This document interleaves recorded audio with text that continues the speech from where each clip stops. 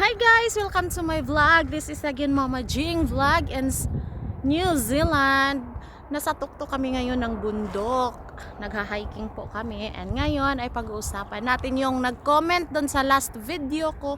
Ano ba daw ang requirements pag gustong magtrabaho ng New Zealand? May video na ako nito kaso baka hindi na niya nakita at nagtatanong sila ulit. Guys, ang requirements lang naman talaga is pag nag-process na ng visa. Ang pinakaunang gagawin, yung kaibigan ko, buwis buhay, naghubad pa. Ayan, nagpipictorials yung mga friend ko. Ang unang gagawin talaga is maghanap muna tayo ng employer natin na magbibigay ng sponsorship sa atin para makapag-working visa dito sa New Zealand. Kasi kung wala yon, walang visa na ipaprocess.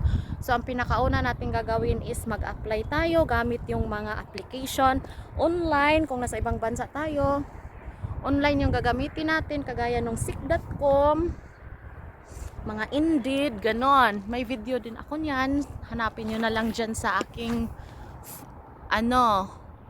YouTube, mga videos ko dyan.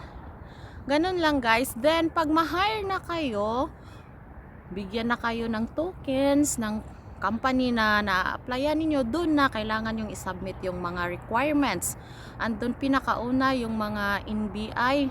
Kahit nasa ang bansa ka, kagaya ko, galing akong Saudi Arabia, pero hinanapan pa rin ako ng NBI clearance galing ng Pilipinas. Yes, kasi marami ang nalilito, bakit daw kailangan pa ng NBI galing Pilipinas kung matagal na tayo sa ibang bansa. Ako 6 years ako sa Saudi Arabia, pero hiningan pa rin ako ng immigration ng NBI galing sa Pilipinas. Ganon siya ka tindi guys. Kay kuan mo guna siya for security purposes ba, bas hindi ay natay record dito sa baka may record tayo sa bansang pinanggalingan natin. Syempre kailangan din natin ng police clearance kung saang bansa tayo nanggaling. So kumuha ako ng police clearance sa Saudi Arabia, kumuha ako ng NBI clearance galing Pilipinas, pinapa-DHL ko kasi needed siya. Ganon. Tapos yung mga educational background, mga certificate, diploma, pwede niyo isama doon sa mga certification ninyo. Tapos ano pa bang ibang hiningi sa amin? Post certificate of employment, kung ano yung trabaho nyo, ano yung certification nyo ng job experience ninyo, yung past na mga jobs niyo, kunan nyo na lahat ng certification yon, make it sure na valid and legal yon, kasi baka i-verify nila. Siyempre manghingi sila ng person to contact, di ba? Baka in case kontakin nila yung company pinagtatrabuhan mo, kaya dapat legit na totoong dyan tayo nagtatrabaho. Kasi kung ano yung ina-applyan natin, kailangang may experience tayo noon para isa yan sa i-check ng immigration at mabilis ma-approve yung ating visa. Kaya kung may balak kayong mag-apply guys, dahan-dahanin nyo nang i-process yung mga requirements para magkita-kits na tayo dito, sabay tayong magha-hiking dito sa New Zealand. I-enjoy natin, hindi lang tayo puro trabaho dito. Balance yung lifestyle natin dito, work and environment. Nice kayo siya. Kaya nagunahon na pa kung sa patayo bang requirements. Basta pinakauna, maghanap kayo ng employer ninyo.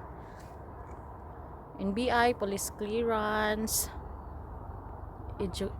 mga COA, certificate of employment. Tapos yung iba nun, pwede nyo na idagdag yung mga certification kayo ng mga trainings, ganon. Kasi may mga additional documents naman doon, pwede nyo ipang-add on yun. Basta yung pinaka-main, yung police clearance, NBI clearance, certificate of employment, yun yung pinaka-main na hanapin. Syempre, susunod na yung mga tickets, ganon. Depende na yan. Kung direct hire kayo, kayo na bahala magbili nun. Pero kung nag-agency naman kayo or may ibang employer naman na sila yung nagko-cover. Kasi yung sa amin, kami yung bumili lahat. Pati yung pagbayad ng visa, kami. As in DIY yung pag-apply namin ng visa. Kami mismo ang nag-a-apply. Ganun lang. Ayan, tirik na tirik ang araw pero malamig yung hangin. Bugnaw kayo siya guys. Di ka pwedeng di mag-jacket. Thank you for watching.